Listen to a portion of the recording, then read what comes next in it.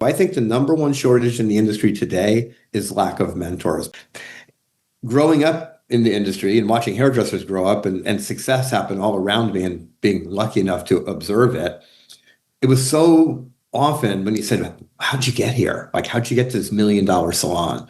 Mentorship, role models. They point at someone and said, I got to spend time with that person. I worked for this person who is known to be, a rock star. And I was fortunate to have these relationships, not just people I bumped into, not somebody I just sat in the classroom. And in those relationships often was coaching. We just didn't call it coaching back then. 60% of the industry are independent.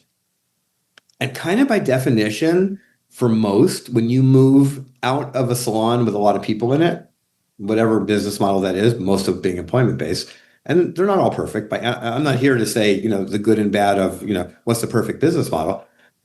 But one of the things that you lose as independence grows for the entire industry, but also individually, is the opportunity to find a mentor. Yeah. Because so often, again, those stories I heard, the mentors were inside the business. And if they weren't inside the business, they were because that business, good or bad, as far as the whatever in the business, great leadership, poor leadership, whatever. But often those businesses, because of their relationship with product companies, one day Chris Barron walked into your salon, and the opportunity to connect with them, to learn from them, and to perhaps even have a mentorship relationship, I believe is game changing. So I think the number one shortage in the industry today is lack of mentors. You've got 600,000 people today who work independent.